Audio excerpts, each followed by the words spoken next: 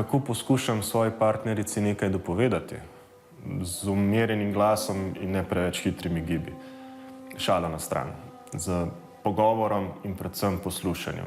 Ljudje premalo poslušajo. Kako svojemu otroku nekaj dopovedati? Moto, ki mu sledim, je: naj bodo dejanja, ne besede, vaš okras.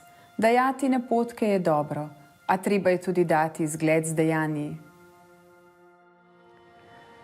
Spominjam se srečanja z enim največjih mislecev prejšnjega stoletja, literarnim zgodovinarjem Tarasom Kermaunerjem.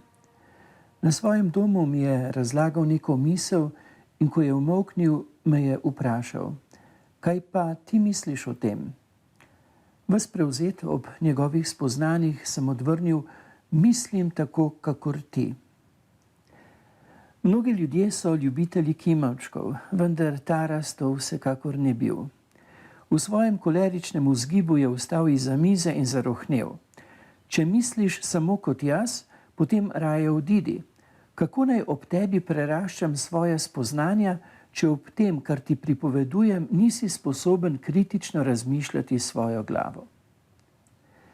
Prav zato, ker mi je bil Taras Kermauner v največjo spodbudo za nenehno osebno rast in spoznavno preraščanje, sem ga izbral za svojega duhovnega očeta.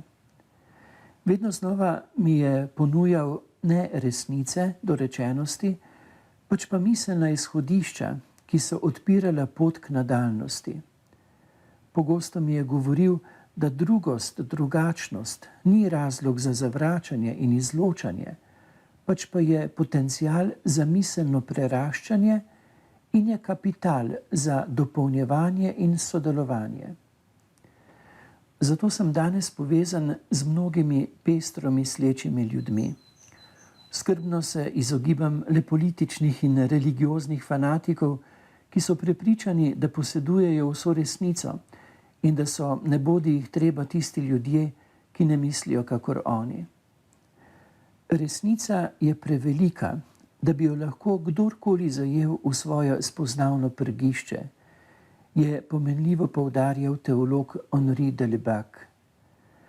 Ne gre spregledati, da se je lahko Bog v Jezusu približal človeku le na človeški način. Absolutna resnica je presežna stvarnost. Bližamo se ji lahko le v spoštljivem in ljubečem sodelovanju in dopolnjevanju, v zavesti, da govorimo o osebno spoznavnih resničnostih, ne resnicah, in seveda v hotenju, da ob drugem, drugačnem, pridobimo miselno izhodišče za nadaljne preraščanje k čisti resnici. Te vse tja do večnosti ne bomo mogli ujeti v svoje posedovanje. Pa tudi potem resnice ne posedujemo. Če je Bog ljubezen, je tudi resnica le v ljubezni. In če je Bog Sveta Trojica, potem je v ljubezni nenehna dopolnjujoča igrivost.